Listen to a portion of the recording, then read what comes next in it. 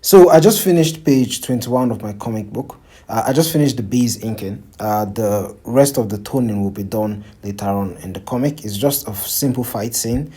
I'll have to add like the blacks in like the proper areas, the shading and things like that, so that add values to the comic so that it's going to pop off and people are actually going to make the comic a little bit more readable. It's essentially what I'm trying to say.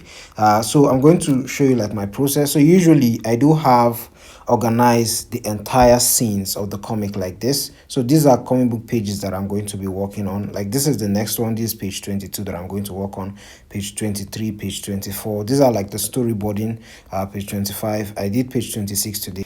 I work on them on Procreate and then I take them to Clip Studio Paint. I make a lot of the panels a little bit more cleaner.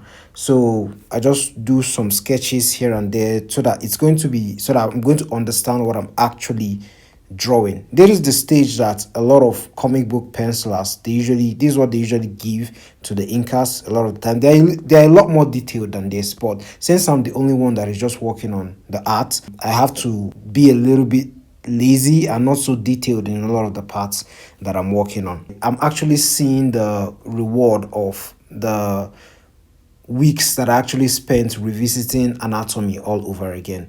And I would suggest like studying anatomy and studying like things like facial expressions. They're very helpful for you to get good at doing something like storytelling, sequential arts in general. Composition is part of it, but I haven't like properly settled down to study composition. But essentially, this is just an update of page 21 of my comic.